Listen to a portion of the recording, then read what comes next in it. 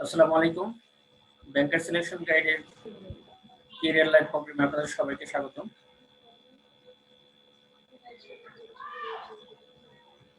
আজকের লাইভ প্রোগ্রামটি ব্যাংকের ভাইবা প্রস্তুতি সম্পর্কিত। বিশেষ করে বাংলাদেশ ব্যাংকের অফিসার পদের ভাইবা নিয়ে আলোচনা হবে। আমাদের সাথে উপস্থিত রয়েছেন সাজেদুল করিম, অফিসার বাংলাদেশ ব্যাংক, আমজাদ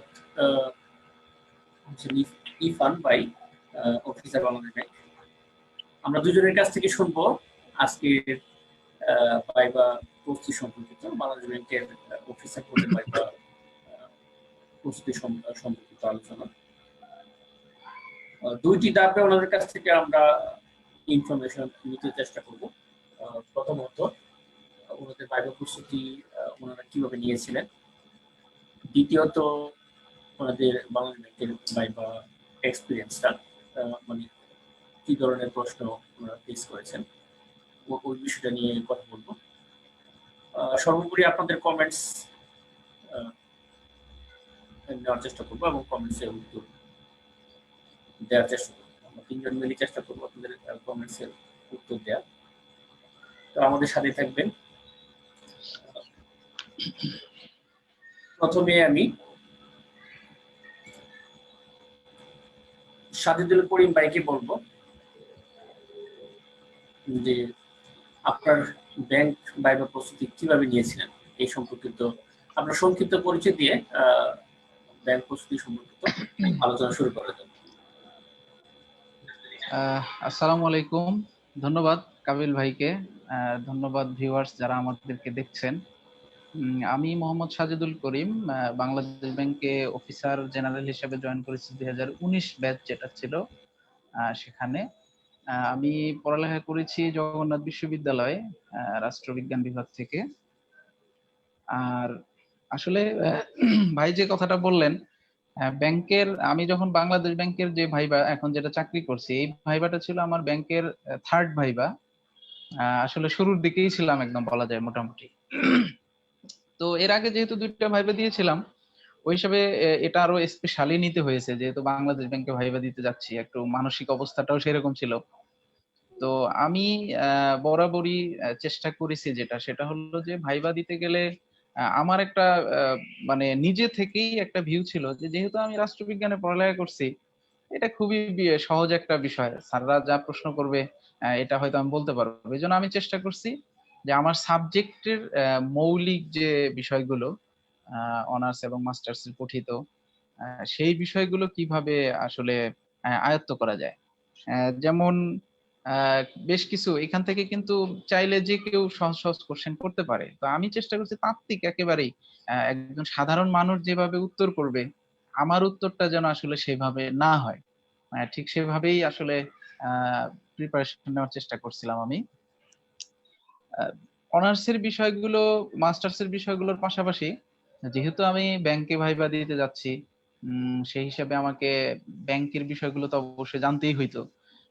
যেমন কমন কিছু বিষয় আমি ভাইবা গুলাতে দেখছি, আমাকেই এর আগে আমি কমন কয়েকটা প্রশ্ন আমাকে সবসময় করতো, যে আপনি যে এই যে জেনারেল থেকে আসতেছেন, এখানে ব্যাংকে এসে আপনি ব্যাংকিং করবেন, আপনি কি জানেন যে আসলে ব্যাংক জিনিসটাই কি? তো এরকম ধরনের কোশ্চেন, মানে এইভাবে মজা করে কোশ্চেন গুলা করতো। আমি কিন্তু এইভাবে প্রিপারেশন নিচ্ছি যে ব্যাংক কি, ব্যাংক কেন, কিভাবে কাজ করে, কিভাবে ব্যাংক আসলে মুনাফা করে, এই বিষয়গুলো আমি সবসময় জানার চেষ্টা করতাম। আর সবচেয়ে আরেকটা ইম্পর্টেন্ট ছিল, আমি সিনিয়র এক ভাইয়ের কাছ থেকে শুনছিলাম যে বাংলাদেশ ব্যাংকে যে তুমি ভাইবা দিতে যাচ্ছ, বাংলাদেশ ব্যাংক সম্পর্কে আসলে আগে ভালো করে জানো। তো পরে আমি বাংলাদেশ ব্যাংক সম্পর্কে ঘাটাঘাটি শুরু করলাম, এটা কত সালে প্রতিষ্ঠিত হয়েছে, আগে নাম কি ছিল, এরপরে হচ্ছে বাংলাদেশ ব্যাংকের কাজগুলো আসলে কি কি, কিভাবে এটা অন্যান্য ব্যাংকগুলোকে নিয়ন্ত্রণ করে, এই বিষয়গুলো আমি আসলে খুঁটিনাটি ইনশাল্লাহ চেষ্টা করছি ভালোভাবেই জেনে যাওয়ার জন্য, যাতে এইগুলো থেকে আমাকে আটকাইতে না পারে। এরপরে আরো বেশ কিছু বিষয় আমি 2015 সালে একটা ভাইবা দিয়েছিলাম, সেইখানে আমাকে প্রশ্ন করছিল এই মনিটারি পলিসি এবং ফিসকাল পলিসি। এবং আমি ব্যাংকে যে কয়টা ভাইবা দিচ্ছি এই বাংলাদেশ ব্যাংকের এই ভাইবাটার আগেও আমাকে ম্যাক্সিমাম দিনই কেন জানি মনিটারি পলিসিটা জিজ্ঞেস করে। তো মনিটারি পলিসি এবং ফিসকাল, মনিটারি পলিসি জানলেই সাথে সাথে ফিসকাল পলিসির বিষয়টা আসে। আমি এই প্রশ্নগুলো জানছি। সাম্প্রতিক বিষয়ে আমি বরাবরই এক্সপার্ট ছিলাম। সাম্প্রতিক বিষয় জানতেই হয় একদম, এটা যে যে সাবজেক্টেরই হোক না কেন। বিশেষ করে এখন তো আমি যখন ভাইবা দেই এটা, ওই সময় কয়েকটা দেশে খুব অস্থিরতা চলছিল, বিশেষ করে ভেনিজুয়েলায় একটা অস্থিরতা ছিল। তারপর ওই দিনের পেপার গুলা আমি পড়তাম, বিশেষ করে আহ, এই যে বাণিজ্যের যে পৃষ্ঠাটা, সেই পৃষ্ঠাটা পড়তাম। আর খেলাধুলার বিষয়গুলো আমার সবসময় এমনিতেই মানে ইয়া থাকতাম, খেলাধুলা থেকেও প্রশ্ন করতো, কারেন্ট অ্যাফেয়ার্স তো সবসময় পড়তামই। এই সাম্প্রতিক বিষয়গুলা থেকেও আমি বেশ কিছু ভাই আমার যে কয়টা চাকরি হয়েছে আমি দেখছি, এই সাম্প্রতিক বিষয় যেগুলোতে আমাকে বেশি ধরছে সেগুলোতে আমার তাড়াতাড়ি চাকরি হয়েছে, মানে ওইগুলো চাকরি আমার হয়েছে। এই জন্য আমার কাছে মনে হয় যে সাম্প্রতিক বিষয়টা তো আসলে জানতেই হয়। এরপরে ওই সময় আসলে আহ, আমার অনার্সের সাবজেক্ট, তারপরে সাম্প্রতিক বিষয়, বাংলাদেশ ব্যাংক, ব্যাংকিং, আমি এই বিষয়গুলো প্রিপারেশন নিয়ে আসলে ভাইবা দিতে গেছি এরকম।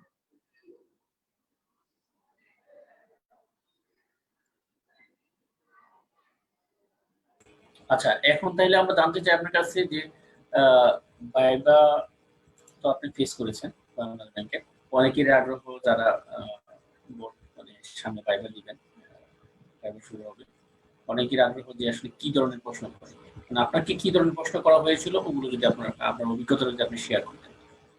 আচ্ছা, না ওই যে বরাবরই বললাম যে সাবজেক্টের বিষয়গুলো কিন্তু আসলে বেশি জরুরি। আমি আমাকেও শুরুতে যে প্রশ্নগুলো করছে, আমার আসলে বোর্ড ছিল আমার ডেপুটি গভর্নর 2 জনাব আহমেদ জামাল। ওনাকে আমি আগে থেকেই একটু জানতাম, যখন ওই যে অন্যান্য ব্যাংকে ভাইবা দিতে গেছি ওনার সম্পর্কে একটু আইডিয়া ছিল যে স্যার খুবই ভালো মানুষ, তার বোর্ডে গেলে স্যার কখনোই আটকাইতে চায় না। তো তখনই আমার মনের ভিতরে আমার একটা মানে ভালো ফিলিংস কাজ করতেছিল। তবে একটা বিষয় ছিল যে আমার ওই বোর্ডের আমি 3 নাম্বার পার্সন ছিলাম। মাঝখান থেকে একজন না থাকার ফলে আমি 2 নাম্বার হয়ে গেছিলাম, মানে দ্বিতীয় পার্সন আর কি, আমি যখন ভাইবা দিতে ঢুকি। তো ঢুকেই মোটামুটি দেখতেছি স্যার বাদে আরো 3 জন আছে, স্যারের হাতে বেশ কিছু কাজও ছিল ওই সময়। তো আমাকে প্রশ্ন শুরু করছে প্রথমে কিন্তু এক্সটার্নালরা, স্যার শুধু শুনতেছিলেন, ওই সাইন করে কাজ করে, আর এক্সটার্নালদের কোশ্চেন শুরু করে। প্রথমে আমাকে বেশ কিছু পার্সোনাল কোশ্চেন করছে। আমি তো একেবারে গ্রাম থেকে পড়ালেখা করে আসছি, আমি যে প্রতিষ্ঠানে, যে সমস্ত প্রতিষ্ঠানে পড়ালেখা করছি, আমি কেন আর্টস করছি, আমাকে এই প্রশ্নটা করছে যে আপনি তো ভালো স্টুডেন্টই দেখতেছি, আপনার রেজাল্ট তো বরাবরই ভালো ছিল, আপনি আর্টসে কেন পড়লেন? ভালো স্টুডেন্টরা তো সবসময় সায়েন্সে পড়ে। তা আমি আমার মতো যুক্তি দিয়ে সেটা বোঝানোর চেষ্টা করছি আর কি। এরপরে আমার একদম সরাসরি অনার্সের বিষয়ে চলে আসছে, অনার্স মাস্টার্সের রাষ্ট্রবিজ্ঞানে কিছু মৌলিক প্রশ্ন, যেমন সোশ্যালিজম কি, কমিউনিজম কি, তারপরে সোশ্যালিজম এবং কমিউনিজমের মৌলিক যে পার্থক্য, সেই কোশ্চেনটাও আমাকে করছিল। এরপরে এগুলা নিয়ে স্যারদের সাথে প্রায় 1 মিনিট 1.5 মিনিটের মতো কথা হয়েছে, মানে এক্সটার্নাল যারা ছিলেন তাদের পরে। এরপরে আহমেদ জামাল স্যার মাঝখান থেকে, যেহেতু রাষ্ট্রবিজ্ঞান, স্যার আমাকে প্রশ্ন করছে গেটিসবার্গ অ্যাড্রেস কি। আমার আজীবন মনে থাকবে এটা, আমি গেটিসবার্গ অ্যাড্রেস পরে মুখস্থ করে ফেলছি একদম। স্যার জিজ্ঞেস করছে গেটিসবার্গ অ্যাড্রেস কি। তো আমি কিন্তু একটু টাসকি খাইলাম, গেটিসবার্গ অ্যাড্রেস, আসলে আমরা কিন্তু ওটা পড়ছিলাম আমি গেটিসবার্গ ভাষণ নামে, আব্রাহাম লিঙ্কনের যে সেই বিখ্যাত ভাষণ, ওই যে democracy is a government of the people, by the people and for the people, এই কোশ্চেনটা। তো স্যার কোশ্চেন করতেছে গেটিসবার্গ অ্যাড্রেস, আমি একটু থেমে গেছি। বলছে আরে আপনি কি ওই যে ভাষণটা শুনেন নাই? স্যার কিন্তু আমাকে বলে দিচ্ছে।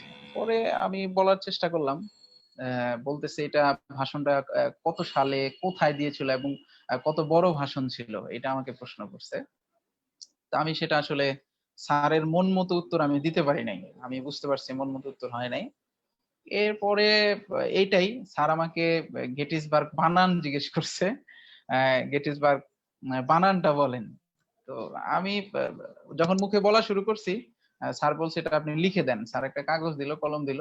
তো গেটিসবার্গ বানান আমি যা লিখছি, ওখানে একটা মজার ঘটনা ঘটছে যে আমি যে গেটিসবার্গ বানানটা লিখছি আসলে এটা সঠিক কিনা, এটা ওই সব স্যাররাই মানে কনফিউশনে ছিলেন যে ছেলেটা যে লিখলো এটাকে আসলে সঠিক হয়েছে কিনা। পরে একজন স্যার মোবাইল বের করে উনি গুগলে গেটিসবার্গ লিখে সার্চ দিয়ে সেটা বানানটা দেখলো যে আসলে আমার বানানটা ভুল ছিল, গেটিসবার্গ বানান।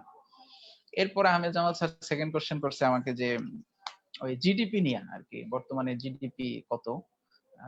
সেটা হচ্ছে আমি বললাম, স্যার বলার পরে বলতেছে এটা কি চলতি মূল্য না স্থির মূল্য। তো আমার আবার দুইটাই মনে ছিল, কেন জানি চলতি মূল্য স্থির মূল্য জিডিপি দুইটাই মনে ছিল। দুইটাই বললাম, তারপরে বলছি এটা ভিত্তি বছর কত। আমি ভিত্তি বছরটা বলতে পারি নাই, যে এই জিডিপি যে আপনি বললেন এটা ভিত্তি বছর কত।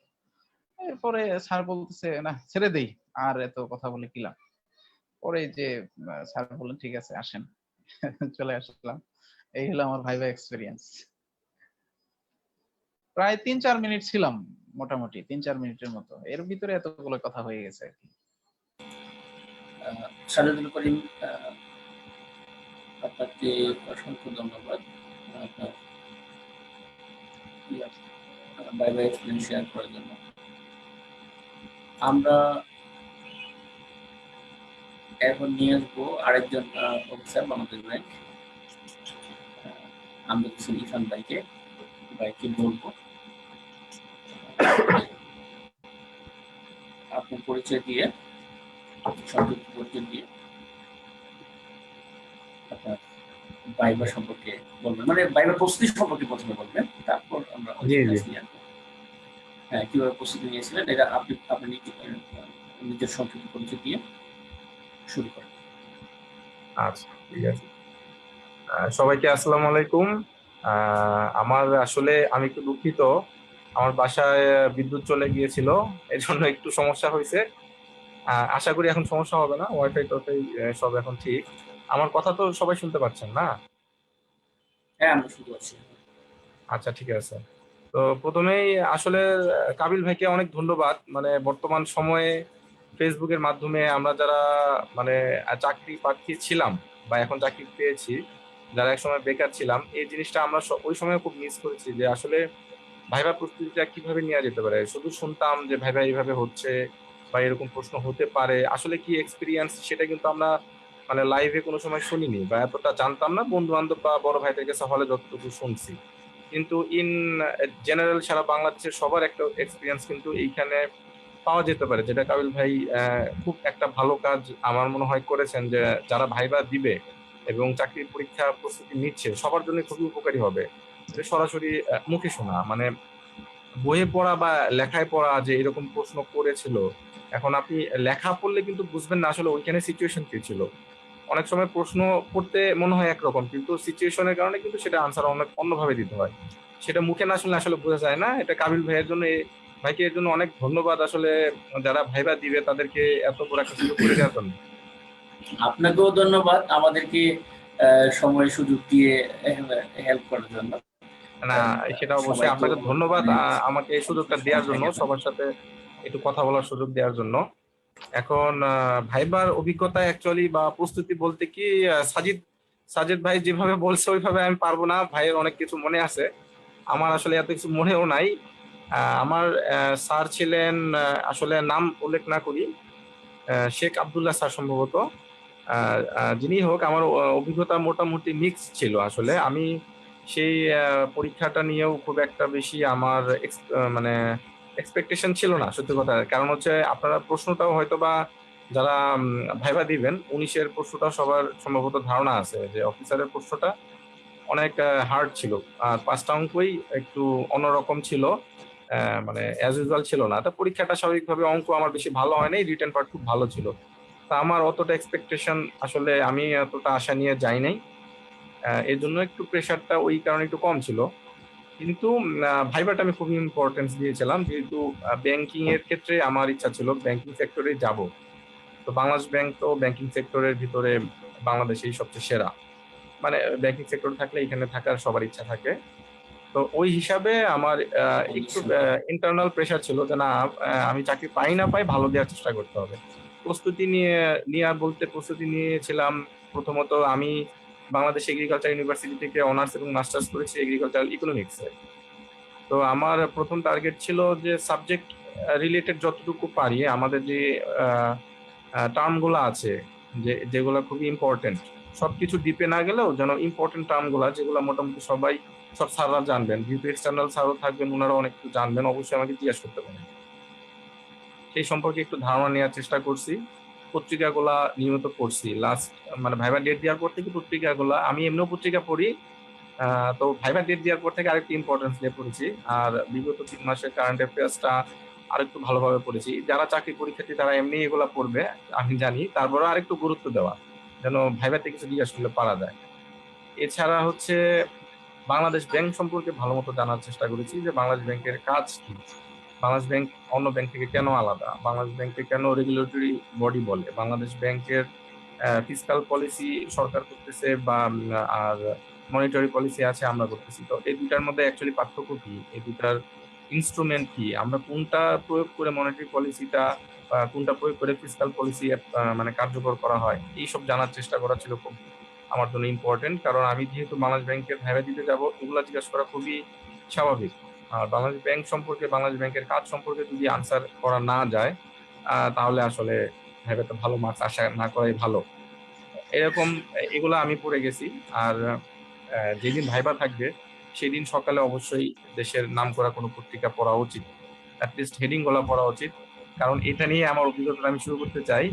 আমি ওদিন প্রথম আলো পত্রিকা পড়ে গেছিলাম সকালে, যে আমি জানি যে ভাইভাতে পত্রিকা থেকে কিছু আসতে পারে, এবং ভাইবা বোর্ডে ঢুকলাম, সালাম দিলাম, স্যারা বুঝতে বললেন, এক্সটার্নাল স্যারও ছিল। আমার সব প্রশ্ন এতটা মনে নাই, আমি তারপরে কিছুটা ধারণা দেওয়ার চেষ্টা করব। তো প্রশ্নে প্রশ্নে স্যাররা আমাকে জিজ্ঞাসা করছিল যে বর্তমানে জাতিসংঘের একটা অধিবেশন চলতেছে নিউ ইয়র্কে, সেইটাতে সেটা কততম অধিবেশন। তা আমি হেডিং টেডিং সব পড়ে গেছিলাম যে হ্যাঁ এটা জিজ্ঞাসা করতে পারে।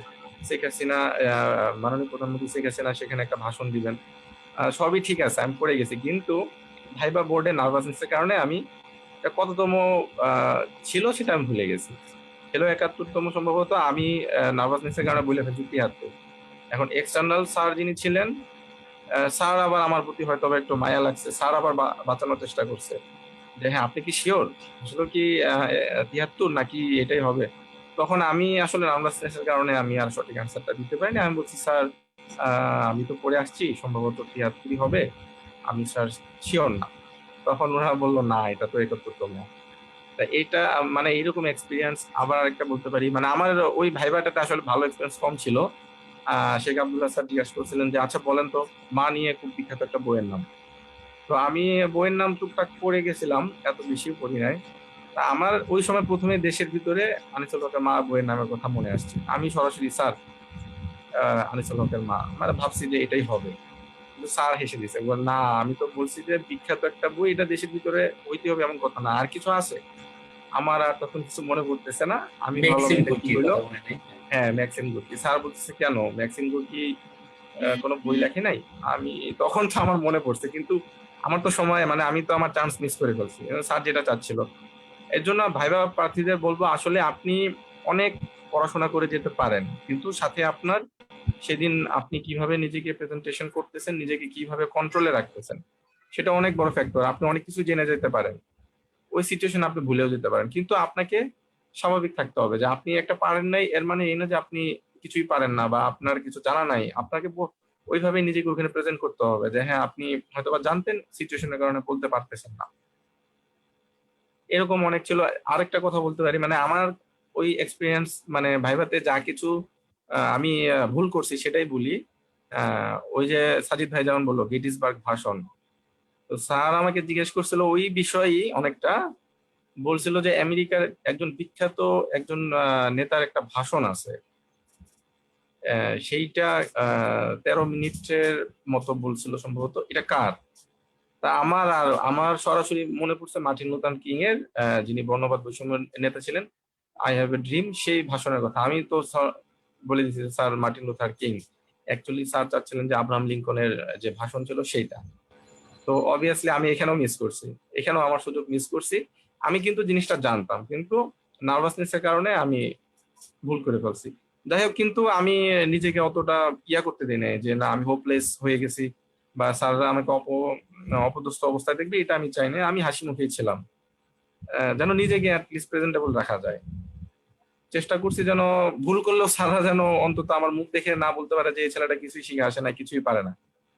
আরেকটা সাজেশন থাকবে যে আপনি আনসার পারেন অথবা না পারেন, না পারলে স্যারকে মানে পারেন না এটা স্বীকার করে না ভালো, যে সরি স্যার আমি পারতেছি না, আমি জানি না। চেষ্টা অতিরিক্ত না করাই ভালো, না পারলেও মানে কোনো 50-50 আনসার না দেওয়া সবচেয়ে বেটার, কারণ ওনারা জানবেন 50-50 দিলে আপনার জন্য খারাপ।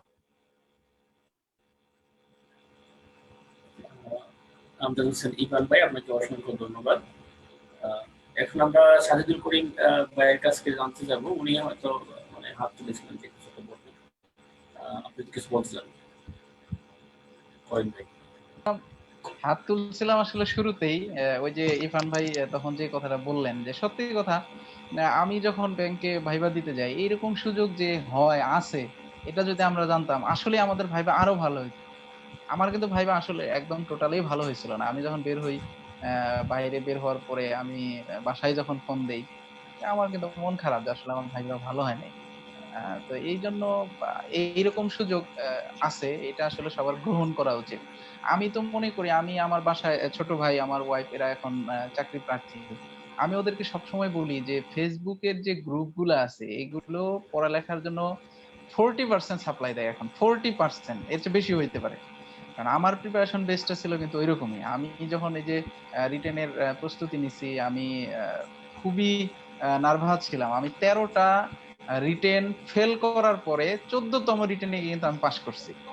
তো শুধু সেইগুলো কিন্তু এই যে গ্রুপ থেকেই। আমি একদম সরাসরি বলি, আজকে যে এই যে কাবিল ভাইয়ের লাইভে আছে দেখে এটা বলছি না। আমি প্রথমে রিটেনের জন্য যে এই যে রচনা টচনা এই বিষয়গুলো থাকতো, আমি কিন্তু মূল প্রিপারেশনই ছিল আমার শুধু ফেসবুকের গ্রুপগুলা থেকে। আমি স্পেশালি পড়ছি, যেটা আমি বেশ কিছু লোকের ইয়াই পাইছি এখানে। আমি ম্যাথ কিন্তু একদম হুবহু বলি, কেউ যদি আমাকে এখনো প্রশ্ন করে আর আমাকে বলে আরে ভাই আপনি এইভাবে প্রিপারেশন নিলে এখন কি চাকরি হয় নাকি, আমি ম্যাথের জন্য শুধুমাত্র ইউসুফ আলী ভাই, সম্ভবত আমাদের এই গ্রুপের উনি অ্যাডমিন কিনা আমি জানি না, ইউসুফ আলী ভাইয়ের যে ফ্যাকাল্টি বেস ম্যাথ আছে আমি ওইটা পড়ছি। আর পরে দেখলাম যে না, ফোকাস রাইটিং টাইটিং গুলা ইংলিশের এইগুলো এই বইটই পড়ে আসলে হয় না, এই সাম্প্রতিক বিষয়গুলা। পরে আমি খুঁজতে খুঁজতে খুঁজতে খুঁজতে এই গ্রুপে দেখতেছি যে বেশ কিছু আছে, ফাইল আছে, পিডিএফ ফাইল আছে।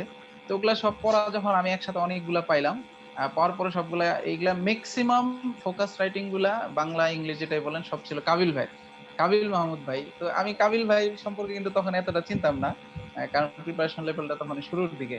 পরে জানলাম যে উনি তো আমার ভার্সিটির বড় ভাই, এই সেই, উনি গ্রুপের প্রতিষ্ঠাতা। আহ, তখন আমি দেখতেছি যে এরপরে সত্যি কথা আমি 14তম রিটেনে গিয়েই এইভাবে প্রিপারেশন নিয়ে কিন্তু আমি পাশ করে গেছি। তো আসলে এই জন্য আমার কাছে মনে হয় যে ফেসবুকের গ্রুপে লাইভ যারা এই যে অ্যাডমিনরা, কাবিল ভাই বলেন বা অন্য কেউ যারা এরকম অ্যারেঞ্জ করে, তারা আসলে অনেক ধন্যবাদ প্রাপ্য, এটা স্বীকার করতে হবে। তো ইরফান ভাই বেশ বলে ফেলছে ভাইবা আসলে প্রস্তুতি কিভাবে নিতে হয়। ভাইবা একেবারেই সন্নিকটে, সম্ভবত কয় তারিখ যেন, 25, 26 না 27 তারিখ থেকে মনে হয় শুরু না? ইরফান ভাই আমি এক্স্যাক্টলি ভুলে গেছি তারিখটা, 25-26 এরকম মেবি শুরু, না কত, নাকি নভেম্বরে, নভেম্বরে 11 তারিখ না কত, 10ই নভেম্বর। 11 তারিখ। হ্যাঁ হ্যাঁ, ওইটাই, সরি ভুলে আসলে এটা গেছি। আমি তারিখটা ভুলে গেছি, আমার কাছে আছে ডাউনলোড করা। তো এইগুলোই আসলে ভাইবা দিতে গেলে সবচেয়ে মেইন যে জিনিসটা লাগে নিজের পঠিত বিষয়, এইটা যদি স্ট্রং থাকে বাকিগুলা জানেই যে আসলে আলাদা আলাদা সাবজেক্ট থেকে আসলে এরা কম পারবে, এটাই স্বাভাবিক, কারণ ব্যাংক সম্পর্কে তো এত কিছু জানা আগে থেকে থাকে না। নিজের সাবজেক্টটা সবচেয়ে গুরুত্ব দেওয়া উচিত। আর সেই সাথে হচ্ছে সাম্প্রতিক ইস্যু, এইবার যারা ভাইবা দিতে যাচ্ছেন আমি তাদের জন্য আমার সবচেয়ে বড় পরামর্শ থাকবে, সাম্প্রতিক ইস্যুর ভিতরে আপনারা অবশ্যই মার্কিন নির্বাচনটাকে অ্যাড করবেন। ডোনাল্ড ট্রাম্প এবং জো বাইডেন, যে দুইজন প্রার্থী, যেহেতু নির্বাচনটা ওই সময় হবে, ওই নির্বাচন সম্পর্কে অবশ্যই নজর রাখতে হবে। আর করোনার তো মাপ নাই, করোনা সম্পর্কে তো জানতেই হবে। সেই সাথে হচ্ছে যেহেতু ব্যাংকের ভাইবা, আমি বরাবর এগুলো প্রিপারেশন নেওয়ার চেষ্টা করতাম। এই যে বাণিজ্য যুদ্ধ যেটা বলা হচ্ছে, আপনার চীন আমেরিকার যে বাণিজ্য যুদ্ধ এইগুলো, তারপর হচ্ছে যে করোনার সময় বাংলাদেশ ব্যাংকের ভাইবা, আমার কাছে মনে হয় এইবার ভাইবাতে স্যাররা এই প্রশ্নটা করবেই যে করোনার সময় বাংলাদেশ ব্যাংকের কি ভূমিকা ছিল। আপনি কিছু জানেন কিনা যে বাংলাদেশ ব্যাংক কি কি ভূমিকা পালন বাংলাদেশ করছে? ব্যাংক প্লাস অন্যান্য ব্যাংকের কথা বলতে পারি, যে ব্যাংকিং হ্যাঁ, সেক্টরের যে মানে ভূমিকাটা।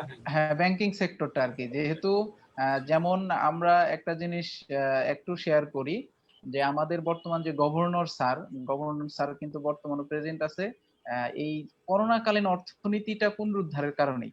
যে কিভাবে করা যায়। তো এইটাতে ব্যাংকের ভূমিকা কি, বাংলাদেশ ব্যাংক বা অন্যান্য ব্যাংকের ভূমিকা কি, এই ধরনের প্রশ্ন থাকবেই, হয়তো সবাইকে করবে না কিন্তু প্রশ্নগুলো থাকবেই। আমার কাছে মনে হয় এটা সবারই প্রিপারেশন থাকা উচিত। তো এইরকম আরো যে ইরফান ভাই যে জিনিসটা অ্যাড করছে যে আসলে এটা অনেকেই ভুল করে যে আরে একটু বলি না, স্যাররা কি এত কিছু জানে নাকি? এক্সটার্নাল স্যাররা যে থাকে এরা যে কি পরিমাণ এক্সপেরিয়েন্স এটা ভাইবা পড়ে না গেলে বোঝা যায় না। আপনি একটু এদিক সেদিক বলছেন, স্যাররা ধরে ফেলবে, ধরে ওইটার প্রেক্ষিতে আবার উল্টা প্রশ্ন করবে, দেখবেন যে একবার আপনি ওই যে হার্ট ব্রেকে পড়ে গেছেন। যদি আপনি সরি বলে দেন, স্যাররা হয়তো অন্য প্রশ্নে চলে যাবে, বাট ওই যে অর্ধেক বা হাফ বলছেন এরকম কিছু বললে ওইখানে এমন প্রশ্ন করবে আপনাকে একদম হার্ট ব্রেকে ফেলাই দিবে। এই জন্য আমার কাছে মনে হয় না পারলে সরি বলাটাই সবচেয়ে শ্রেয়। আপনি অবশ্যই সরি বলবেন, দেখবেন যে স্যাররা অন্য প্রশ্নে চলে গেছে। আর আমি চেষ্টা করতাম যে আমার যেমন মনে আছে যে ভাইবা বোর্ডে একদিন আমাকে সংবিধান থেকে একদিন একটা প্রশ্ন করছিল, আমি স্যারদেরকে বাধ্য করছি পুরা ভাইবাটা সংবিধানের ভিতরে রাখতে, কারণ আমার সংবিধানটা খুব ভালো প্রিপারেশন ছিল। তো আপনি যে বিষয় যদি দেখেন যে কখনো স্যার আপনাকে এইভাবে প্রশ্ন করে ফেলছে, কিছু কিছু শব্দ থাকে ক্রিটিক্যাল, যে আপনি রেডি করেই যাবেন যে স্যার যেন ওই শব্দটা থেকে আবার প্রশ্ন করে, এরকম ক্রিটিক্যাল কিছু বুদ্ধি, এগুলো আসলে সম্পূর্ণ আইকিউ খাটাইতে হয়। যারা ভাইবা দিচ্ছেন, আমাদের বাংলাদেশ ব্যাংকে যারা ভাইবা দিচ্ছেন সবাই অনেক অভিজ্ঞই হবেন। আপনারা এইভাবে শুরু করবেন, দেখবেন যে যথেষ্ট ভালো হচ্ছে। এই কাবিল ভাই আসলে এরকমই, এইভাবে ভাইবা দিলেই আমার কাছে মনে হয় যে সে কেউ কোয়ালিফাইড হবে ইনশাআল্লাহ। আচ্ছা, সাজেদুল করিম ভাই এবং ইরফান হোসেন, আমজাদ হোসেন ইরফান ভাই দুজনকে আমি অসংখ্য ধন্যবাদ জানাই যে আমাদের সঙ্গে দিয়ে আমাদের গ্রুপের সঙ্গে দিয়ে হেল্প করেছেন। আমরা দুজনের ভাইবা থেকে যে সামারিটা মানে পেলাম সেটা বলবো যে আসলে প্রথমে বলবো ভাইবাতে নার্ভাস হওয়া যাবে না। প্রথমে বলবো যে ভাইবাতে নার্ভাস হওয়া যাবে না। দ্বিতীয়ত হলো যে আপনি যা পারেন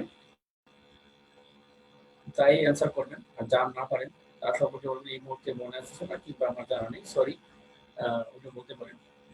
এটা হলো নিজেকে ছোট্ট করা না, জাস্ট নিজেকে স্যারদের সামনে বিনয়ের সাথে উপস্থাপন করা। তো যতটা সম্ভব বিনয়ের সাথে উপস্থাপন করতে হবে, যতটুকু ওনারা যেভাবে হোক আপনাকে যাই জিজ্ঞাসা করে না কেন, ওনাদের অধিকার রয়েছে, ভাইবাদের অবশ্যই অধিকার রয়েছে যে কোনো প্রশ্ন আপনি করতে পারেন। তো সর্বক্ষেত্রে আপনাকে বিনয়ের সাথে অ্যান্সার করতে হবে। তো প্রস্তুতি সম্পর্কিত ওনারা যা বললেন যে অবশ্যই আপনি যে ব্যাংকে ভাইবা দিতে যাবেন, বাংলাদেশে গেলে অবশ্যই বাংলাদেশ ব্যাংক সম্পর্কে অবশ্যই জানতে হবে, পুরো ব্যাংকিং সেক্টরটাও সম্পর্কে জানতে হবে, কোথায় কি হচ্ছে বা কতটা ব্যাংক আছে কি আছে বিষয়, মানে ব্যাংকিং সেক্টরে যদি আপনি ভাইবা দিতে যান। দ্বিতীয়ত আসে আপনার সাবজেক্ট, অবশ্যই সাবজেক্ট সম্পর্কে আপনার বিস্তারিত জানতে হবে এবং সাবজেক্ট সম্পর্কে যে কোনো ধরনের প্রশ্ন অ্যান্সার দেওয়ার জন্য আপনাকে প্রস্তুত থাকতে হবে এবং সাবজেক্ট থেকে সহজ প্রশ্ন যদি আপনি মিস করেন সেক্ষেত্রে আপনি মনে করবেন যে আপনার এটা ডিসক্রেডিট। তারপরে যেটা বিষয়টা আছে সেটা হলো সাম্প্রতিক ঘটনা প্রবাহ, এই সম্পর্কে তো প্রশ্ন আপনি জানতে হবে। যদি আপনি ওগুলো মিস করলে আপনাকে তেমন সাবজেক্টের মতো কিংবা ওই প্রতিষ্ঠানের মতো অতটা ডিসক্রেডিট হবে না, কিন্তু আপনাকে আমরা জানা থাকা উচিত সমসাময়িক ঘটনাগুলো। তো আর একটা বিষয় রয়েছে যেটা হলো যে আপনি যে এলাকায় জন্মগ্রহণ করেছেন ওই এলাকা সম্পর্কে আপনার ধারণা থাকা অবশ্যই বাঞ্ছনীয়। তো ওই এলাকা সম্পর্কে জানার চেষ্টা করবেন, ওই এলাকার বিখ্যাত ব্যক্তিদের সম্পর্কে জানার চেষ্টা করবেন। আর আপনার নামের সাথে যদি কোনো বিখ্যাত ব্যক্তি দেশে বিদেশে কিংবা যেখানেই হোক আপনি যেন সেই সম্পর্কে জানতে পারেন, জেনে যাবেন যতটা সম্ভব ওই সম্পর্কে জানবেন। তো আমরা এখন চেষ্টা করবো কিছু কমেন্টসের উত্তর দেওয়ার জন্য। দেখছি রুবেল হাসান নামে সবাইকে আসসালামু আলাইকুম জানিয়েছেন। আল ওয়াহিদ রাহেন নামে উনিও একই রকম যে আসসালামু আলাইকুম, good to see you all, আমাদের সবাইকে উনি দেখে খুশি হয়েছেন। রফিকুল ইসলাম উনিও আমাদেরকে সালাম দিয়েছেন। নাজমুস সাকিব উনিও সালাম জানিয়েছেন। জামাল শাহরিয়া নামে একজন প্রশ্ন করেছেন, আমার একটা প্রশ্ন হচ্ছে অনার্সে থাকাকালীন কি ভাইবার বিষয়ে প্রস্তুতি নেওয়ার কোনো প্রয়োজন আছে কি না। এখন আমি বলবো যে আপনাদের, আমি নিজে বলি যেটা, যে আপনার হ্যাঁ অনার্স থাকাকালীনই আপনার ভাইবার সম্পর্কিত আপনার মাথার মধ্যে থাকা উচিত, কারণ আপনার সাবজেক্ট গুলো ওখান থেকেই তো শুরু। তো আপনার ওই সময় থেকে আপনার যদি মেন্টালি প্রিপারেশন দেন, হ্যাঁ আমাকে এই সাবজেক্ট থেকে এই ধরনের প্রশ্নগুলো ভাইভাতে পড়তে পারে, সেটা আহ, অনেক সময় অনার্সেও তো ভাইভা হয়, অনার্সে তো ভাইভা ওই ভাইভাগুলো ফেস করা হলো, প্লাস আপনার চাকরি ভাইভা প্রস্তুতিটাও হয়ে গেল। তো অনার্স মাস্টার্সেও আপনি প্রস্তুতি নিতে পারেন, সেটা হলো সাবজেক্ট ভিত্তিক, অন্য অন্য প্রস্তুতি নেওয়ার দরকার নাই, শুধুমাত্র শুধুমাত্র আপনার সাবজেক্ট ভিত্তিক আপনি প্রস্তুতি নিতে পারেন। তারপর যদি শাহিদুল করিম ভাই বা ইরফান ভাই আপনার আপনি কোনো কথা থাকে বলতে পারেন এই প্রশ্নটা। আসলে ওনার কোশ্চেনটা হচ্ছে যে অনার্স থেকেই আমি আসলে ভাইবার জন্য প্রস্তুতি নিব কিনা, এটাই তো। হ্যাঁ হ্যাঁ এটাই। না, এটা তো একেবারেই আসলে কমন জিনিস যে ভাইবা বোর্ডে সবসময়ের জন্য অনার্স মাস্টার্স এর বিষয়ের মৌলিক বিষয়গুলোই কিন্তু প্রশ্ন করে, সব সময়ের জন্য মৌলিক বিষয়গুলা। আমি আমার সাবজেক্টের অভিজ্ঞতা বলি, যেহেতু আমি অন্য সাবজেক্ট করি নাই, আমি বলতে পারবো না। আমি যেমন তখন আমি চেষ্টা করতাম যে যেহেতু মৌলিক বিষয়গুলো ধরে, আর স্যারদেরকে যদি আমি আমার খাতায় কিভাবে লিখছি এইভাবে বলতে গেলে অনেক সময় স্যাররা স্যাটিসফাইড হয় না। তো সহজ ভাষায় বলার জন্য আমি কি করতাম, আমার বিষয় পলিটিক্যাল সায়েন্স, ইন্টারমিডিয়েটে কিন্তু সিভিক্স নামে একটা বিষয় আছে, পৌরনীতি।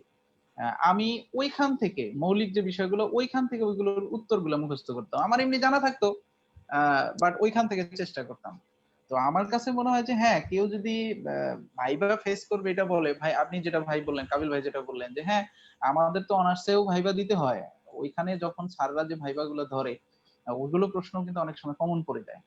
তো কেউ যদি বলে যে হ্যাঁ আমি ভবিষ্যতেও আমার সাবজেক্টের ভাইবার জন্য ভালো করব, তাহলে অবশ্যই তাকে ওই যে আগে থেকেই প্রস্তুতি রাখা উচিত যে হ্যাঁ এই জিনিসগুলো ভাইভাতে কখনো ধরতে পারে। কিছু কিছু মৌলিক প্রশ্ন থাকে, সেগুলো আলাদা একটা নোট করেই সে রেখে দিতে পারে যে ভবিষ্যতে এই প্রশ্নগুলো আমার কাজে লাগে। আমি যেমন ইন্টারমিডিয়েটে আমার একটা নোট ছিল এই যে সিভিক্স এর, সারা জীবন আমি ওইটা আমার সাথে রাখি, একটা ওই নোটবুক, সেটা সারা জীবন সাথে রাখি, এখনো আমার কাছে ওই বইটা আছে। আমি সকল বই বিক্রি করে দিছি, বই খাতা সবকিছু, কিন্তু ওইটা আমার কাছে আছেই। কারণ ওই সময় যে এত সুন্দর সুন্দর সহজ ভাষায় যেটা মানুষ সহজে বুঝবে, মৌলিক বিষয়গুলো এগুলো আমি সংরক্ষণ করতাম। তো এটা অবশ্যই অনার্স লাইফ থেকে শুরু করা যায় নিঃসন্দেহে।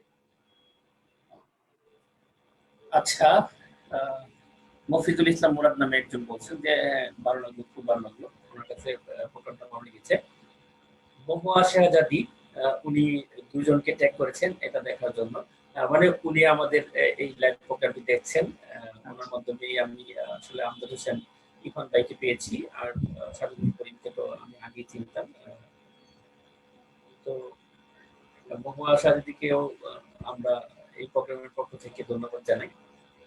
তারপরে মোহাম্মদ তানজিল নামে একজন একটি খুবই গুরুত্বপূর্ণ প্রশ্ন করেছেন, আমি দুজনের কাছ থেকে প্রশ্নটার অ্যান্সার চাবো, আমরা দুজনেই আশা করি দুই অ্যাঙ্গেল থেকে অ্যান্সার দিবেন, কারণ এই প্রশ্নটা ব্যাংকে প্রায়ই করা হয়।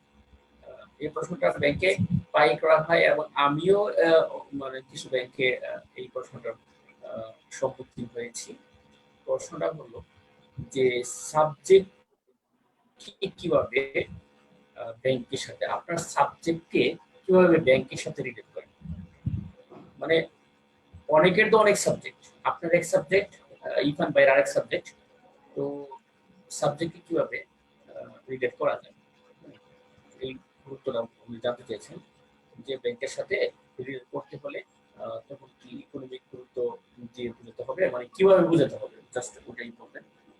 প্রথমে বলবো আমি আমজাদ হোসেন ইরফান ভাইকে বলার জন্য, উনি চুপচাপ আছেন, আশা করি উনি প্রথমে বলবেন। ইরফান ভাই শুনতে পাচ্ছেন?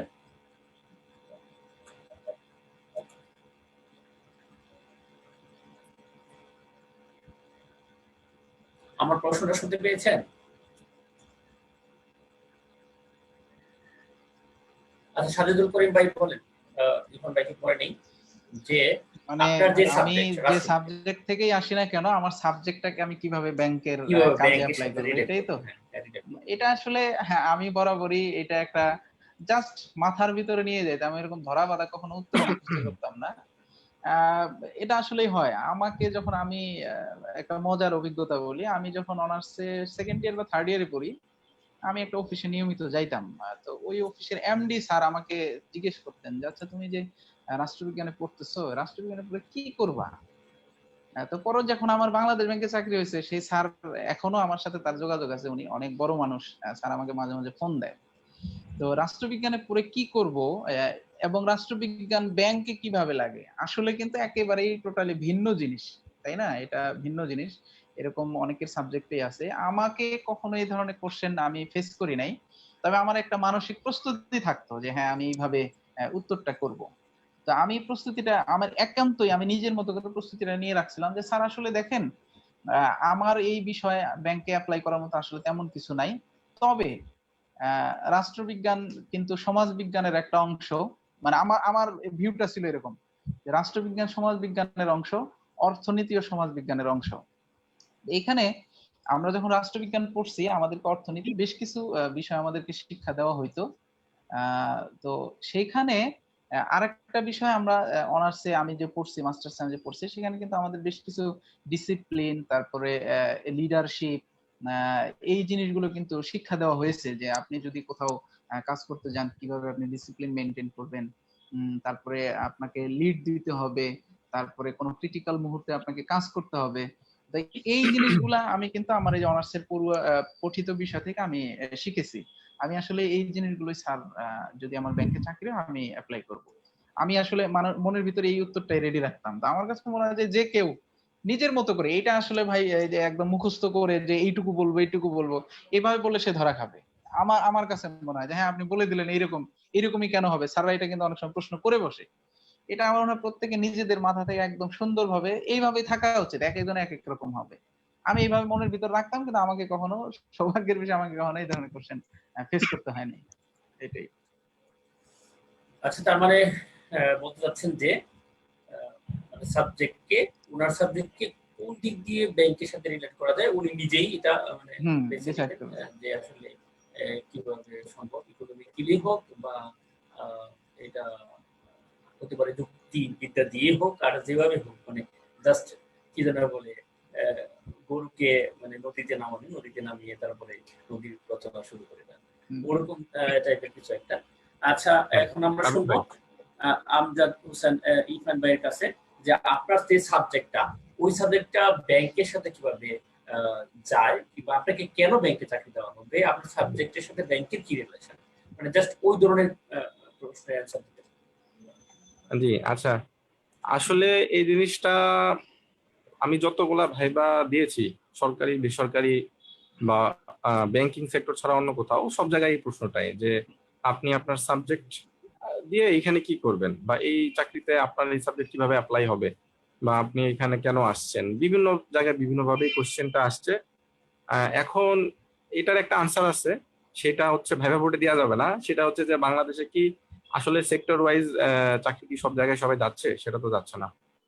আর আপনি যদি আপনার সাবজেক্ট অনুযায়ী বলেন, তাহলে সব সাবজেক্টই সব জায়গায় লাগবে। প্রথমত আমরা সাবজেক্টের মাধ্যমে, অনার্স এর মাধ্যমে আমরা আমাদের ম্যাচুরিটি লেভেলটা মানে একটা অন্য লেভেলে যায়, যেটা চাকরি ক্ষেত্রে লাগবে। আর সাবজেক্ট, যেমন আমার সাবজেক্ট ছিল agricultural economics and rural sociology, তো এটা ব্যাংকের সাথে এমনি রিলেটেড ছিল। আমরা এগ্রি পলিসি দিয়ে থাকি, বাংলাদেশ ব্যাংক এগ্রি ক্রেডিট দেয়, এগ্রি পলিসির ক্ষেত্রেও বাংলাদেশ ব্যাংকের অনেক অবদান আছে।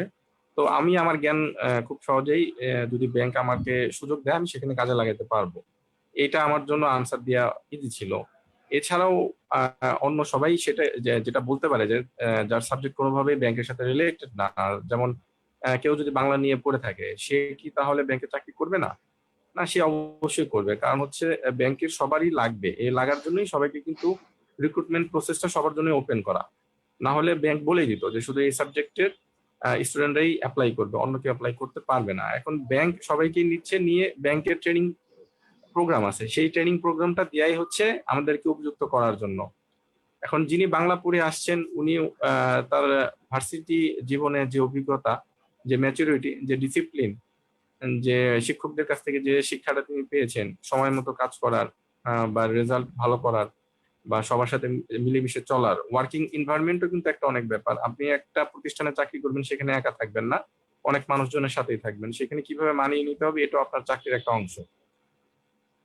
সো আসলে যে কেউই চাকরি করতে পারে, এখন আনসারটা আপনার মতো আপনার করেই দিতে হবে। আপনার জন্য প্রতিকূলতা সৃষ্টি করার জন্য এই প্রশ্নটা করা হয়। যিনি বাংলায় থাকবে তাকে প্রশ্নটা এই কারণে করা হবে যেন সেখানে তিনি একটু অপ্রস্তুত হয়ে যায়, কারণ অবভিয়াসলি বাংলার সাথে ব্যাংকের রিলেশনটা আপনি কিভাবে করবেন, করাটা তো টাফ, কিন্তু আপনার মাথায় ওইভাবে আগে সাজিয়ে নিতে হবে। হাইপোথেটিক্যাল আনসার দিলেও দিতে হবে যে স্যার আমি এইভাবে এইভাবে ব্যবহার করব আমার নিজেকে, আর আপনারা যদি আমাকে ট্রেনিং দিয়ে উপযুক্ত করে নেন তাহলে স্যার অবশ্যই আমি আমার হিউম্যান ক্যাপিটালটা আমি ইউজ করতে পারবো। এটা আমার মতে সবচেয়ে ভালো প্রস্তুতি হবে এই কোশ্চেনের জন্য, এবং এই কোশ্চেনটা আসা খুবই স্বাভাবিক, খুবই স্বাভাবিক। আমি আপনাদের সাথে অ্যাড করি, সেটা হলো যে যেই সাবজেক্টই হোক সে প্রথমে ফোকাস করতে পারে তার অনার্স মাস্টার্সে, যেহেতু আমি অনার্স মাস্টার্স কমপ্লিট করেছি, নিশ্চয়ই আমার অনেক জ্ঞান অর্জন হয়েছে, ওই জ্ঞানটা আমি চেষ্টা করবো ব্যাংকের কাজে লাগানোর জন্য। ওটা হলো একদম ইন জেনারেল অ্যান্সার, যে হ্যাঁ আমার যেহেতু অনার্স মাস্টার্স আমার দুটোই কমপ্লিট হয়েছে, আমি মোটামুটি জ্ঞান অর্জন করেছি, যতটুকু সম্ভব জ্ঞান অর্জন করেছি, আমার যতটুকু জ্ঞান অর্জন, ওই অর্জনটুকু আমি এই ব্যাংকের কাজে লাগতে পারবো। এটা হলো ইন জেনারেল অ্যান্সার। পরবর্তীতে আমরা তাই আরেকটা প্রশ্ন একজন করেছেন, এই ধরনের প্রশ্ন আসলে অনেকেই করেন জাতীয় বিশ্ববিদ্যালয়ে যারা পড়াশোনা করেন। উনি প্রশ্ন করেছেন জাতীয় বিশ্ববিদ্যালয় থেকে বাংলাদেশ ব্যাংকে ভাইবা দিলে কি কম অগ্রাধিকার দেওয়া হয়? দুজনের কাছ থেকে আমি নেব এই অ্যান্সারটা। এবং আপনাদের বেঁচে জাতীয় বিশ্ববিদ্যালয় থেকে কতজন অফিসার রয়েছে? মানে অনেকে আছে নিজেকে খুব ফিল করে যে জাতীয় বিশ্ববিদ্যালয় থেকে পড়াশোনা করছি, আমাকে হয়তো অগ্রাধিকার দিবে না, বা আমাকে বাংলা থেকে হয়তো অপদস্থ করবে, এরকম ধরনের কোনো কিছু একটা। আসলে আমি প্রথমেই বলি যে আসলে অনার্স মাস্টার্স মানে আপনি পাস করেছেন, আপনি যেই বিশ্ববিদ্যালয় থেকে পাস করেন, জাতীয় বিশ্ববিদ্যালয় থেকে পাস করেন আর যেখানে পাস করেন, অনেক জায়গায় জাতীয় বিশ্ববিদ্যালয় থেকে আরো অগ্রাধিকার দেওয়া হয়।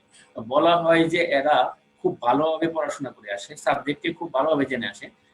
এটা কিন্তু অনেকেই পজিটিভ দেখে, সুতরাং নেগেটিভ নেওয়ার মানে কোনো কিছুই নেই। তারপর আমি দুজনের কাছ থেকেই নেব ওনাদের মতামত। সাজেদুল করিম ভাই, অফিসার বাংলাদেশ ব্যাংক, আপনি বলবেন এই ব্যাপারে। তারপর আচ্ছা, এটা একটু অ্যাড করি। এটা আসলে হতাশ হওয়ার কিচ্ছু নাই। আমি আমাদের ব্যাচে সংখ্যাটা মনে নাই, তবে অনেকেই আছে জাতীয় বিশ্ববিদ্যালয়, ইভেন প্রাইভেট বিশ্ববিদ্যালয়ের লোকজনও আছে।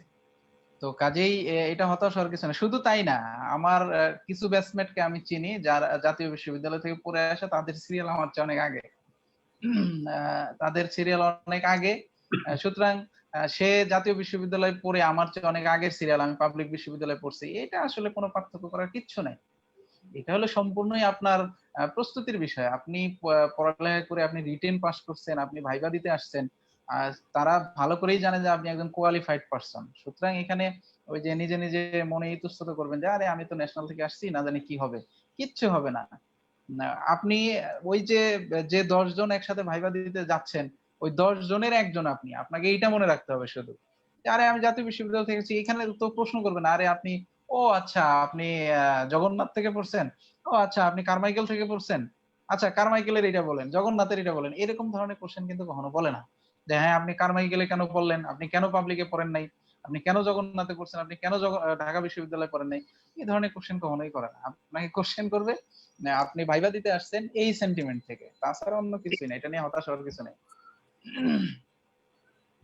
ইরফান ভাইকে বলবো। জি হ্যাঁ, কাবিল ভাই, এখানে ওই সাজিদ ভাই যেটা বললো, আমাদের অনেক বেচমেট আছেন যারা জাতীয় বিশ্ববিদ্যালয় থেকে এসেছেন এবং যাদের মেধা বা মনন বা পড়াশোনা বা চেষ্টা কোনো অংশে আমাদের থেকে কম নয়। আমরা যারা বিশ্ববিদ্যালয়ে পড়বো আমাদের থেকে অনেক বেশি, তাদের সিরিয়ালও আমাদের থেকে বেশি, তাদের চাকরি প্রাপ্তির সংখ্যাও আমাদের থেকে অনেক বেশি। আমরা হয়তো বা 2টা পাইছি, 1টা পাইছি, অনেকে আছে 5-6টাও পাইছে, এরকম আছে।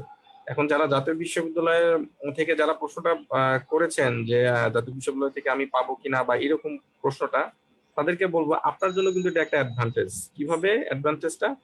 আপনি যখন ভাইবা দিতে যাবেন, ভাইবা বোর্ডে কিন্তু আপনার প্রতি যারা ভাইবা নিবে তাদের এরকম একটা মনোভাব থাকতেও পারে, নাও থাকতে পারে, যে যেহেতু জাতীয় বিশ্ববিদ্যালয় থেকে ভাইবা দিতে আসছে, সে হয়তো বা অত কিছু নাও পারতে পারে, একটু কম পারতে পারে। মানে আপনার প্রতি কিন্তু এক্সপেকটেশনও কম থাকতে পারে। এখন আপনি যদি আনসার দেন, তাহলে আপনি বুঝেন তাহলে আপনার জন্য কি হবে, আপনি কিন্তু নাম্বার বেশি পাইতে পারেন, যে না ও তো অনেক কিছু পারছে। আপনার প্রতি যেহেতু এক্সপেকটেশন কম থাকতে পারে, কিন্তু আপনি কিন্তু আনসার দিলে কিন্তু আপনার জন্য একটা প্লাস পয়েন্ট, যে হ্যাঁ, এটা খুব তখন ভালো চিন্তা কথা করবে বলছেন। না অনেক কিছু পারছে। তো হতাশ হওয়ার কিছু নাই, কারণ ভাইবার ভিতরে যে কেউ দেখতেছেন আপনি অনার্স মাস্টার্স কোথায় করছেন, বা আপনার ওখানে কি আপনার কি জাতীয় বিশ্ববিদ্যালয় থেকে যারা ভাইবা দিতে আসবে তাদের জন্য কি ভাইবাতে আলাদা মার্কস করা আছে? নাই। ওখানে কোনো কিছু নাই, ওখানে সবাই সমান। এমন না যে জাতীয় বিশ্ববিদ্যালয়ের জন্য যারা আছে তাদের জন্য আলাদা একটা মার্কিং করে তারপর ভাইবা দিতে দিবে, আর যারা ভার্সিটি থেকে আসছে তাদের জন্য আলাদা মার্কিং। সবাই সমান। যে ভালো রিটেন দিয়েছেন সে একটু আগায় থাকবেন, তারপর হচ্ছে ভাইবাটা আপনার ভাইবার উপর নির্ভর করে, মানে আপনার রিটেন ভাইবা আপনার উপর, আপনার হাতেই সম্পূর্ণ। আর চাকরিতে জয়েন করার পরে তো আপনি সেম লেভেলেই।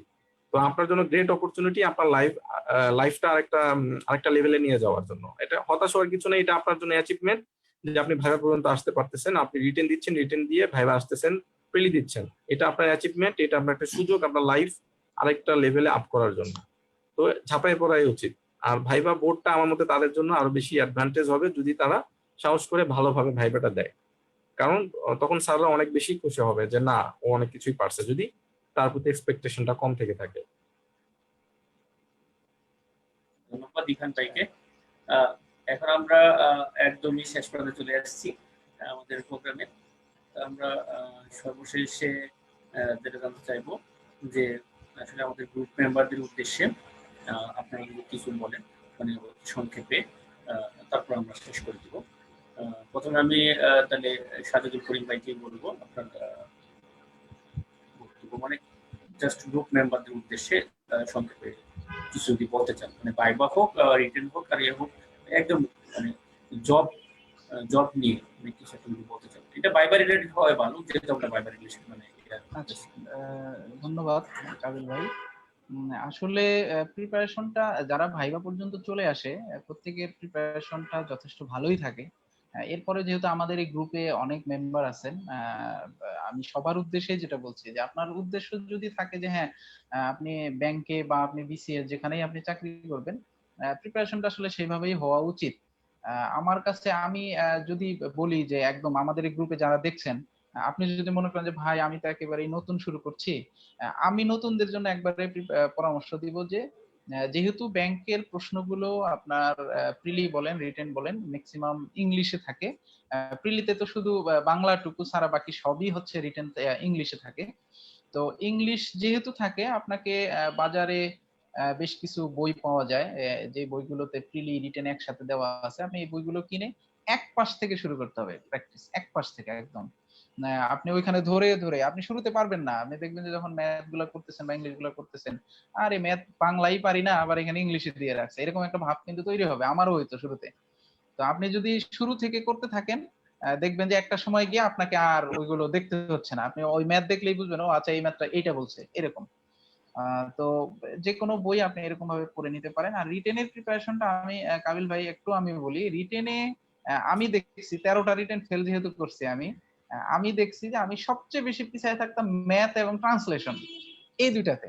কারণ আমি বরাবরই যেহেতু আর্টসের স্টুডেন্ট ছিলাম, আমি একদম ফাটাই দিতাম, বাংলা এস এ যাই আসুক, ইভেন ইংলিশ এসেও আমি বানায়া বুনায় হেই সে লিখে ফেলতাম। তো সবচেয়ে বেশি পিছিয়ে থাকতাম ম্যাথ এবং ট্রান্সলেশনে। পরে আমি এরকম ভাবে শুরু করলাম, আমি তো একটু আগেই বলছি যে ম্যাথের জন্য আমি আসলে এরকম কনভেনশনালি কোনো বই টই করি নাই, আমি একদম শুধুমাত্র বিএসডি গ্রুপের আপনাদের বিভিন্ন ম্যাথ ফাইল টাইল থাকতো, এই ম্যাথ গুলো আমি একসময় মুখস্থ করে ফেলছিলাম। মানে এরকম হয়েছে যে আমি মুখস্থ করে ফেলছি, ওইভাবে ম্যাথ পড়ছি। হ্যাঁ, এই যে আপনাদের এই গ্রুপের আর কি বিএসসি গ্রুপ, তারপরে আরো বেশ কিছু গ্রুপে থাকে, অনেক তো গ্রুপ এখন। তো সেই গ্রুপ থেকে ম্যাথ ফাইলগুলা আমি এরকম ভাবে করতাম। আর ট্রান্সলেশনটা একবারেই একদম শুরু থেকে আমি ধীরে ধীরে, আমি প্রথমে দেখে দেখে লিখতাম, উপরে ইংলিশ দেওয়া আছে নিচে বাংলা, আমি এই যে ট্রান্সলেশন দেওয়া আছে ওটা দেখে দেখে লিখতাম। দেখে দেখে লেখার পরে আমি না দেখে নিজে নিজেই, সত্যি কথা, আমি না দেখে নিজে নিজে লিখতাম, দেখতে হুবহু মেলে না। পরে আমাকে এক সিনিয়র ভাই পরামর্শ দিলেন যে দেখেন, ট্রান্সলেশন কখনোই হুবহু হওয়ার দরকার নাই। মিলবে না। ট্রান্সলেশন হচ্ছে সম্পূর্ণ একটা ভাবার্থের মতো আপনি লিখবেন। আপনি প্রথম বাক্য পারছেন, দ্বিতীয় বাক্য পারছেন, বা মাঝখানে শেষের দিকে এসে দেখতেছেন যে ও আচ্ছা এইরকম টপিকস, তাহলে আপনি জাস্ট ওটা কাছাকাছি গিয়ে ভাবার্থের মতো আপনি ট্রান্সলেশন করেন, দেখবেন যে আগায় যাবেন।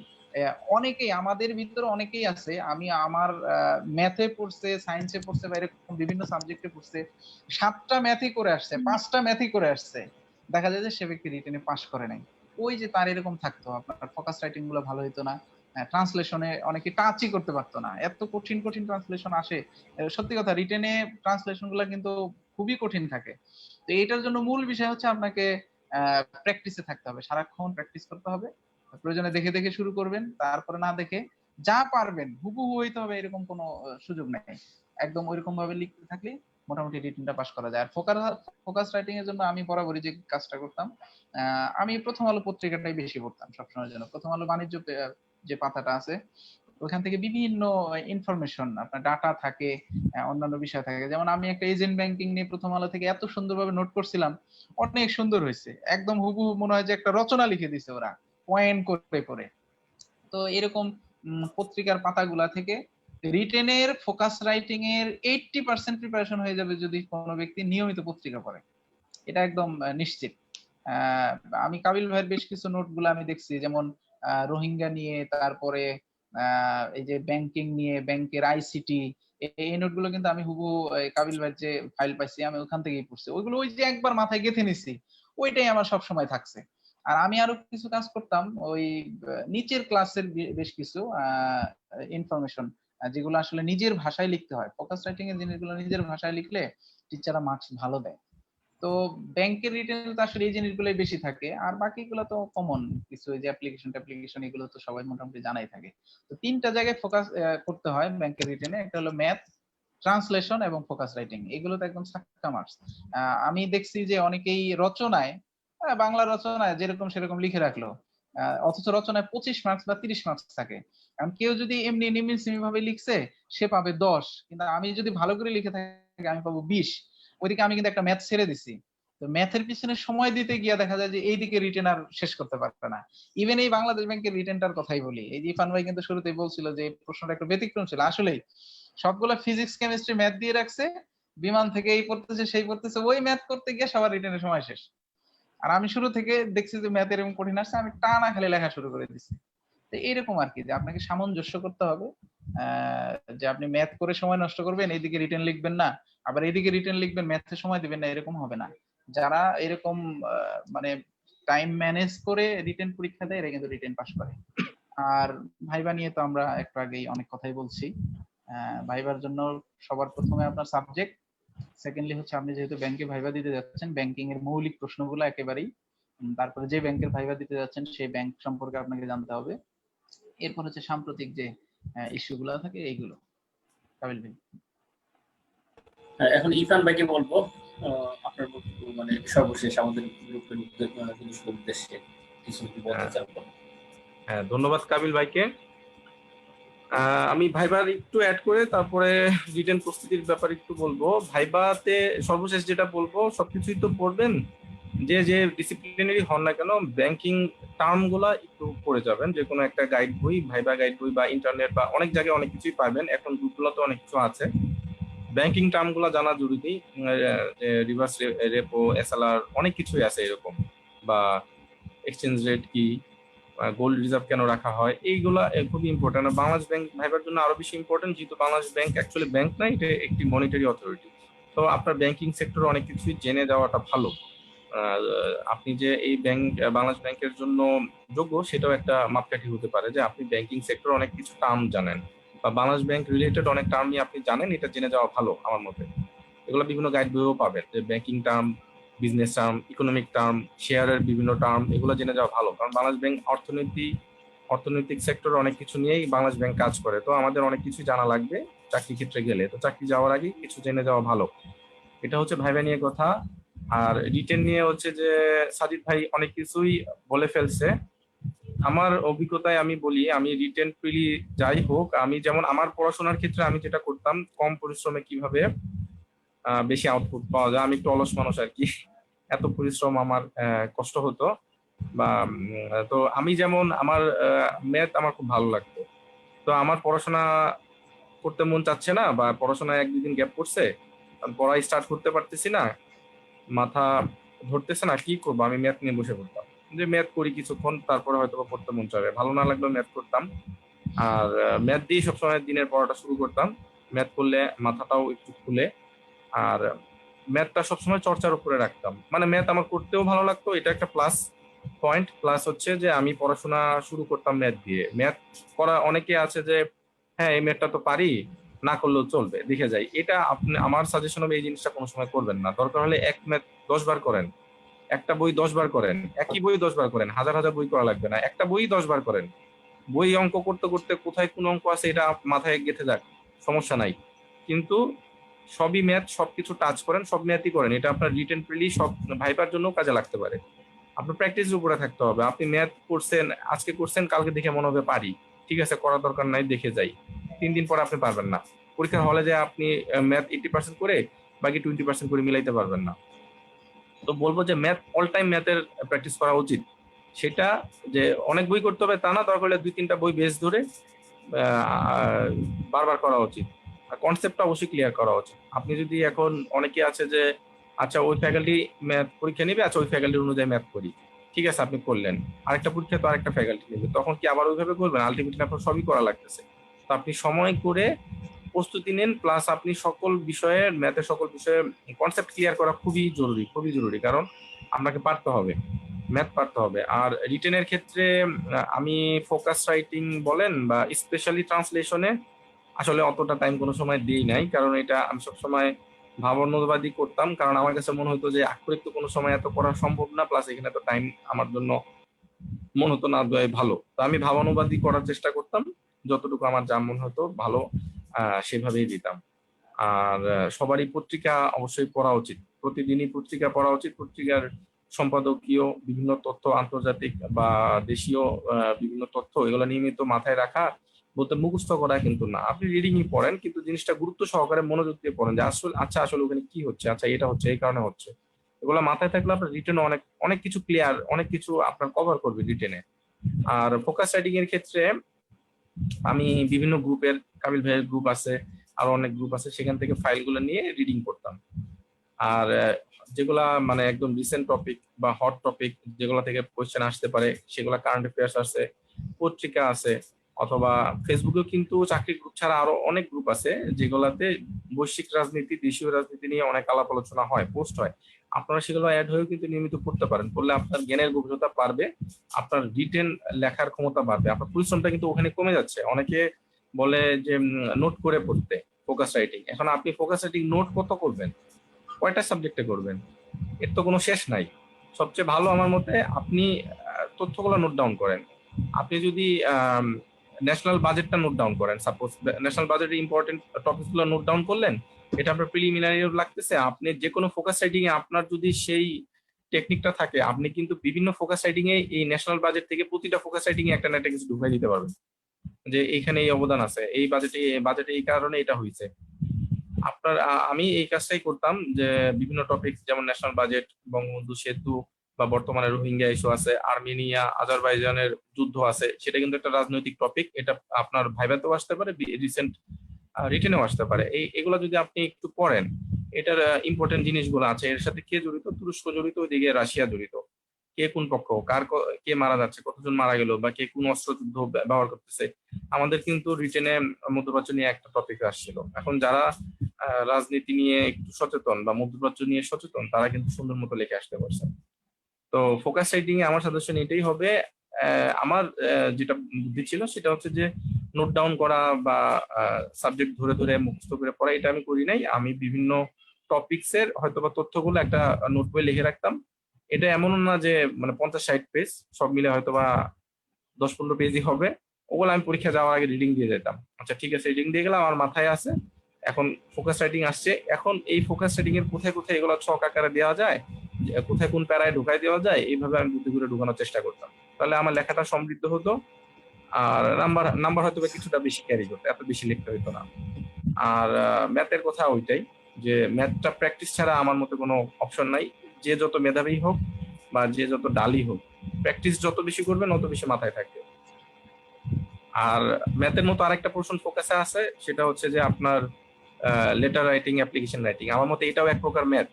কারণ আপনি লিখে আসবেন ঠিক আছে, লেটার রাইটিং আসছে, অ্যাপ্লিকেশন আসছে, বিজনেস লেটার আসছে না অ্যাপ্লিকেশন আসছে, নাকি আপনার কাছে একটা প্রতিবেদন চাইছে, কি চাইছে এটা কিন্তু আপনার বুঝতে হবে, সেটা লিখে আসতে হবে। আপনি 2 পেজ লিখে দিয়ে আসলেন, আপনার ফর্মেট ঠিক নাই কিন্তু লিখছেন অনেক কিছু, খুবই সুন্দর, হাতে লেখা খুব ভালো, প্যারা টু প্যারা লিখে আসছেন, সুন্দর করে কালি দিয়ে মার্কিং করে আসছেন, কিন্তু আপনি কিন্তু নাম্বার পাচ্ছেন না। অনেকটা ম্যাথের মতো। তো লেটার রাইটিং এর ক্ষেত্রে যেটা করতাম, বিভিন্ন ফরম্যাট গুলা আমি দেখে আসতাম, পরীক্ষার আগে আগে দেখে আসতাম, ফরম্যাট গুলা যেন ঠিক থাকে। ফরম্যাট ঠিক রেখে বডিতে মোটামুটি দেখলে কিন্তু নাম্বার আসবে, কিন্তু ফরম্যাট ঠিক নাই, অনেক কিছু লিখছেন, কোনো নাম্বারই আসবে না। তো এটাও খুবই একটা সেন্সিটিভ এরিয়া ফোকাস রাইটিং এ, যে লেটার অ্যাপ্লিকেশনটা যেন অবশ্যই ফরম্যাট ঠিক থাকে। এর জন্য ইন্টারনেট হোক, বই হোক, বিভিন্ন সাইট হোক, যেখান থেকে হোক, ফরম্যাট গুলো জোগাড় করে এগুলো একসাথে দরকার হলে প্রিন্ট দিয়ে রেখে এগুলো নিয়মিত আপনার নজর বুলাতে হবে যেন এই ফরম্যাটটা ভুল না হয়। আর আরেকটা বিষয় যেটা আমার মধ্যে খুবই সবচেয়ে ইম্পর্টেন্ট পার্ট এটা রিটেনের, সেটা হচ্ছে যে সিদ্ধান্ত নেওয়ার একটা ক্ষমতা তৈরি করা। যে আচ্ছা, যেমন আমাদের বাংলাদেশ ব্যাংকের রিটেনে যেটা ছিল, অঙ্ক 5টা ছিল এবং খুবই কঠিন ছিল। এখন হয়তো বা অনেকেই যেটা হয়েছে যে 5টা ম্যাথ আসছে বাংলাদেশ ব্যাংকের রিটেন, আমার এখন 5টাই পারতে হবে, না হলে মনে হয় আমি রিটেনে টিকবই না। তো অঙ্ক নিয়েই অনেকে ওখানেই স্টাক ছিল যে না 5টা পারতে হবে, এবং ওখানে কিন্তু অনেক টাইম চলে গেছে। এখন আপনার প্রিপারেশন যদি ওই লেভেলে থাকে যে না আপনি অঙ্ক পারবেন এবং অনেক অঙ্কই করছেন, আপনি কিন্তু বুঝবেন যে 5টার মধ্যে আমি যদি 3টা পারি, তার মানে অনেকেই 3টা পারবে, আর বেশি পারবে না, ঠিক আছে 3টাই এনাফ, আমি এখন রিটেনে চলে যাই। কিন্তু আপনার প্রিপারেশন লেভেল যদি ওইরকম না থাকে, আপনার নিজের কনফিডেন্সই থাকবে না, আপনার মনে হবে 3টা পারলাম মাত্র, আরো মনে হয় 2টা পারা উচিত ছিল। অ্যাকচুয়ালি আপনি আপনি পারবেনই, অনেকেও পারবে না। কিন্তু আপনার প্রিপারেশন লেভেল যদি ওইরকম থাকে, আপনি বুঝবেন যে আপনি পারতেছেন না, তার মানে বাংলাদেশে 80% পরীক্ষার্থী, 90% পরীক্ষার্থীও পারবে না, তার মানে আমি এখন এই পোর্শন ছেড়ে দিয়ে আমি বাকি রিটেন পোর্শন ভালো করি, তাহলে আমার চান্স বাড়বে। এই ক্ষমতাটা জন্মাবে তখনই যখন আপনি কোনো একটা বিষয়, যেমন রিটেনে ম্যাথের ক্ষেত্রে আপনার সেই রকম পারদর্শিতা আসবে বা এতটাই প্র্যাকটিস করবেন যে আপনার কনফিডেন্স জন্মায় যাবে। আপনি যদি 3টা ম্যাথ মারেন, বাংলাদেশের 90% স্টুডেন্টও 3টাই পারবে, এর বেশি পারবে না। তখন আপনার কনফিডেন্স হবে যে না ঠিক আছে 3টাই এনাফ, আমি এখন রিটেনের দিকে চলে যাই। এটাই। আরেকটা হচ্ছে যার যার যার যার সৃষ্টিকর্তার কাছে নিজেকে সমর্পণ করে পরীক্ষার হলে ঢোকা, যে যা হবে ভালোর জন্যই হবে, চাকরি পেলেও পেতে পারি, নাও পেলেও পেতে পারি, জীবন এখানেই শেষ না, জীবন আগে যাবে। ইরফান ভাই, আপনাকে অসংখ্য ধন্যবাদ। আমরা অনুষ্ঠানের শেষ প্রান্তে চলে আসছি। আমরা আসলে ভাইবা নিয়ে কথা বলতেছিলাম, তো এই আমরা স্বাধীন করি ভাই এবং আমজাদ হোসেন ইরফান ভাইয়ের কাছ থেকে কিছু টিপসও পেয়ে গেলাম। আচ্ছা, সর্বশেষ 2টা কোশ্চেন আমার মানে কমেন্টস আমার পড়তেই হচ্ছে, এটা আমিও উত্তর দিব, আপনাদেরকে আর আনছি না। এর মধ্যে হলো হাসান মোর্শেদ নামে একজন প্রশ্ন করেছেন, আচ্ছা ভাইয়া সিজিপিএ কতটুকু গুরুত্বপূর্ণ ব্যাংক সিজিপিএ আসে আসলে আপনাকে বলবো, আপনি যদি রিটেনের মাধ্যম থাকে এবং আপনি যদি বাইপাতে ভালো করতে পারেন, সিজিপিএ ডাজ নট ম্যাটার।